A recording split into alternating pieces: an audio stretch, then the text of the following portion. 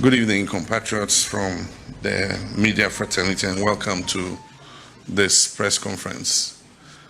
It's an honor for me to address you on this historic landmark visit to Ghana of the Honorable Narendra Modi, the Prime Minister of India, the first of its kind in 30 years since the visit to Ghana by His Excellency P.V. Narasimha Rao in November 1995.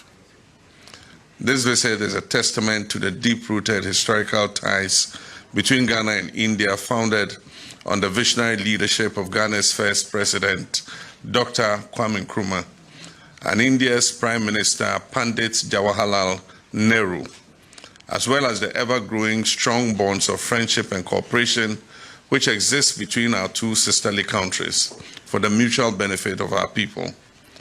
This visit is a significant honor considering the fact that it is the first leg in the Africa visit of His Honorable Prime Minister Narendra Modi on his five-nation tour, which ends in the BRICS summit in Brazil.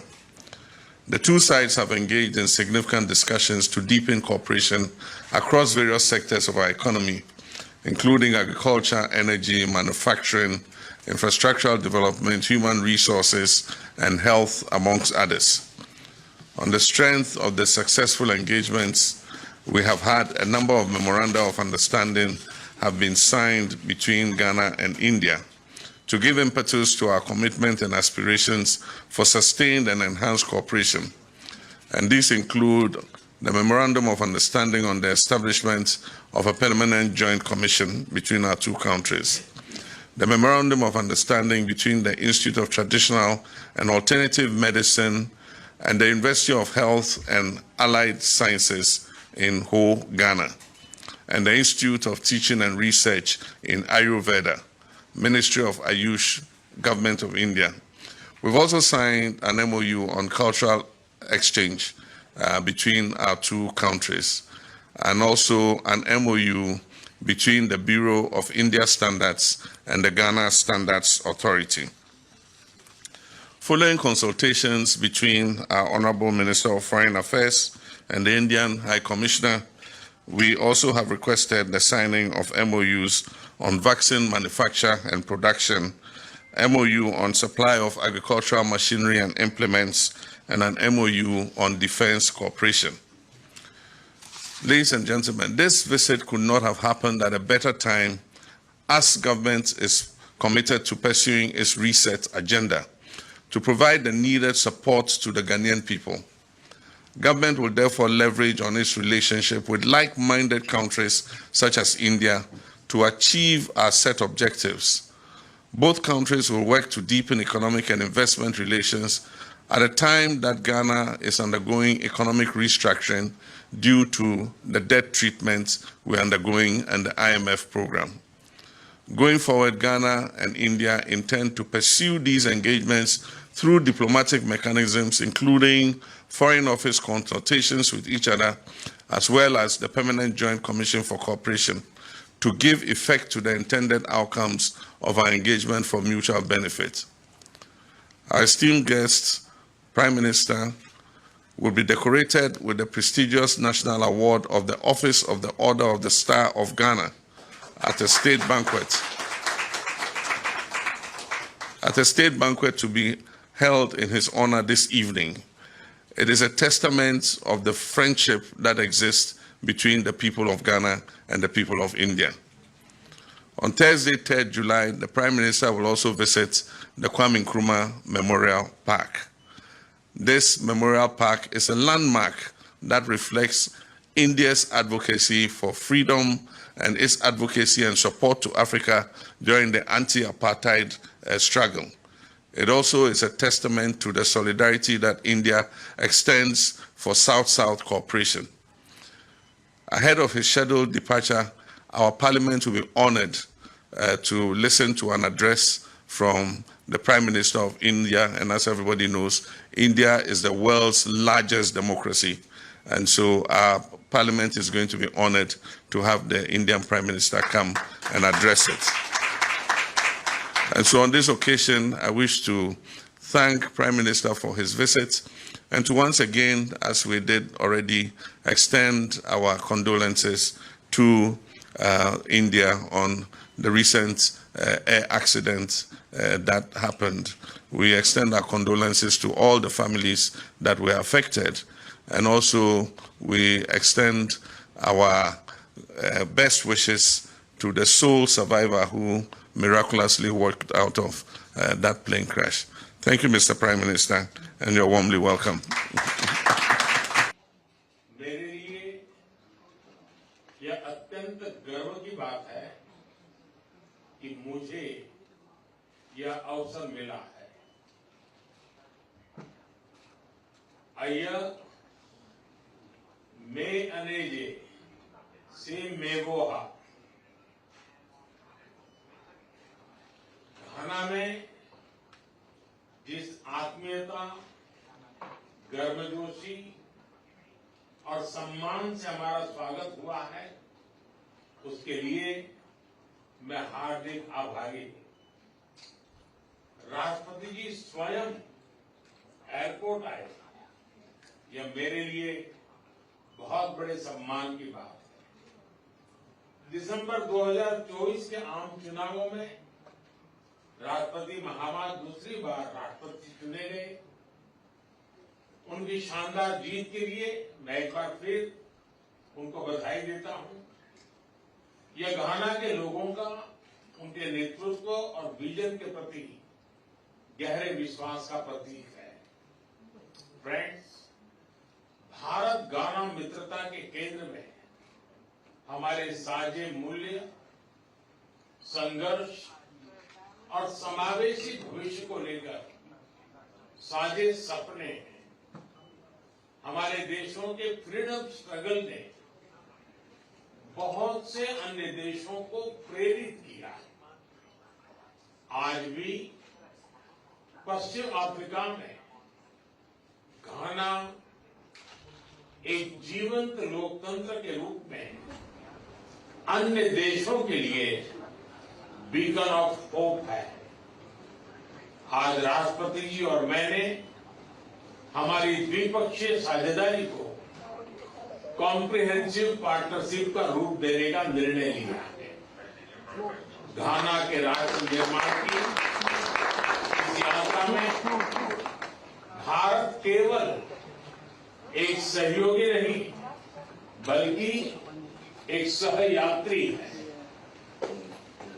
यह भव्य jubilee house, विदेश सेवा संस्थान, Komenda sugar factory,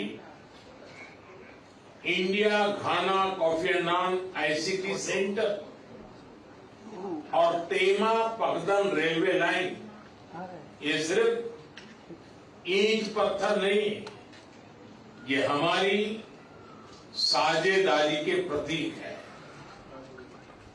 हमारा द्विपक्षीय व्यापार $3 billion पार कर चुका है। भारतीय कंपनियों ने लगभग 900 प्रोजेक्ट्स में लगभग $2 बिलियन का निवेश किया है। आज हमने आपसी व्यापार को अगले 5 वर्षों में दोगुना करने का लक्ष्य निर्धारित किया है।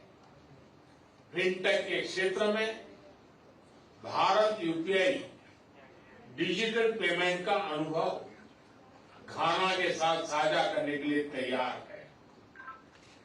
फ्रेंड, डेवलपमेंट पार्टनरशिप हमारी साझेदारी का एक मूल स्तंभ है। राष्ट्रपति महामा के आर्थिक पुनर्गठन के प्रयासों में भारत के पूर्ण समर्थन और सहयोग का हम आश्वासन देते हैं। आज हमने घाना के लिए आईटेक और आईसीसीआर स्कॉलरशिप को 2 गुना करने का निर्णय लिया है। युवाओं को वोकेशनल एजुकेशन के लिए एक स्किल डेवलपमेंट सेंटर की स्थापना के लिए काम किया जाएगा।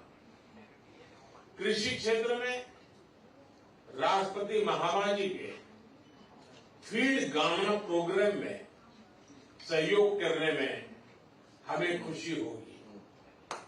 जन औषधि केंद्र के माध्यम से भारत गाना के नागरिकों को affordable health care, reliable care देने का प्रस्ताव रखता है।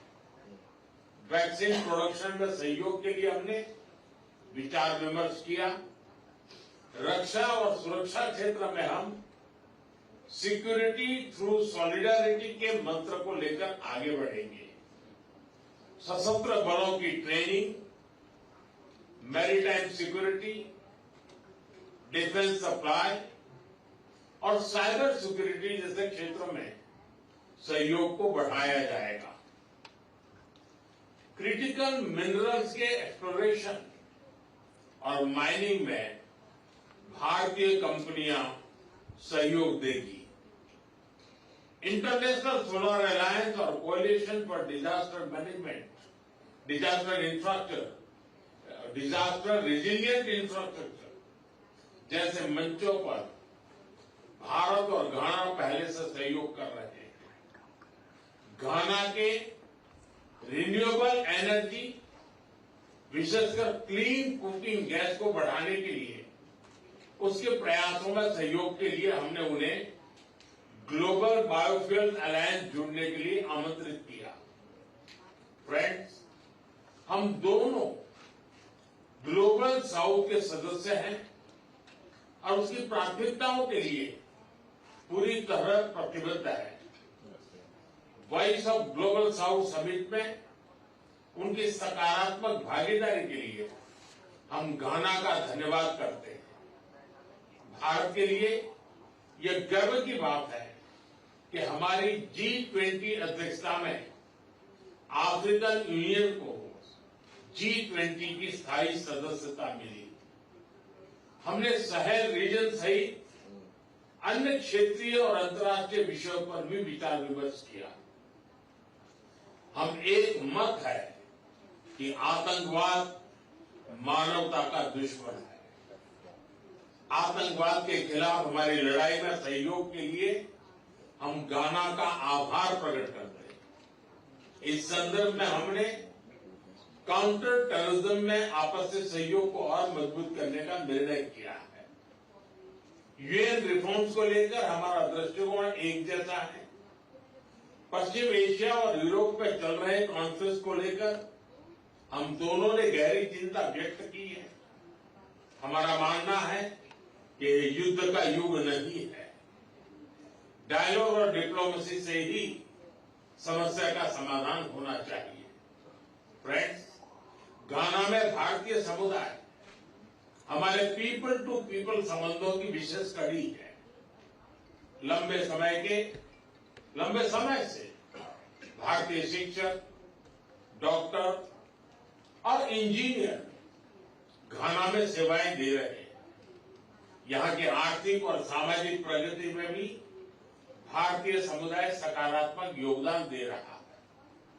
भारतीय समुदाय के साथ कल अपनी मुलाकात के लिए मैं बहुत ही उत्साहित हूं। राष्ट्रपति जी, आप भारत के घनिष्ठ मित्र हैं।